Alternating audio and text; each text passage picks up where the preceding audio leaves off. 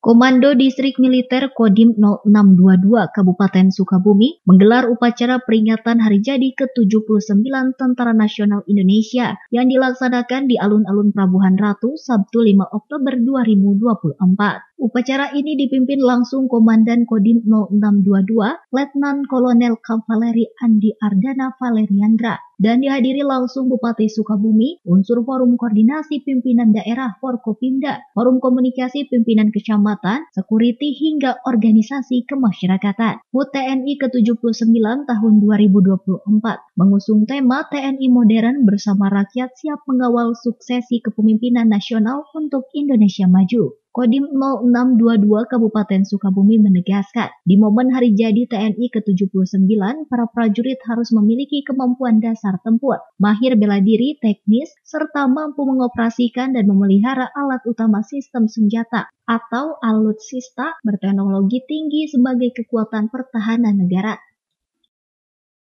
Hari ini kita melaksanakan kegiatan upacara 5 Oktober yang ke-79 dari TNI tahun 2024. Tentunya makna dalam acara ini sama tadi disampaikan oleh Panglima TNI prima ataupun TNI modern bersama rakyat kita selalu mengawal suksesi kepemimpinan di masa datang dan Indonesia maju.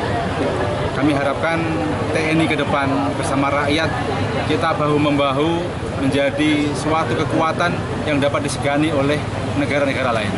Makna pada HUT TNI kali ini tentunya TNI semakin modern, siap untuk mengawal suksesinya kemajuan dan kepemimpinan di masa yang akan datang.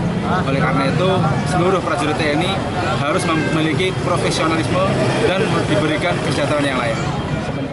Sementara itu, Bupati Sukabumi Marwan Hamami mengapresiasi peran Kodim 0622 Kabupaten Sukabumi yang telah membantu percepatan pembangunan di wilayah melalui program TNI Manunggal Membangun Desa atau TMMD. Marwan berharap sinergitas yang sudah terbangun antara pemerintah dan TNI dapat terus terjalin secara baik guna mewujudkan kesejahteraan masyarakat Sukabumi.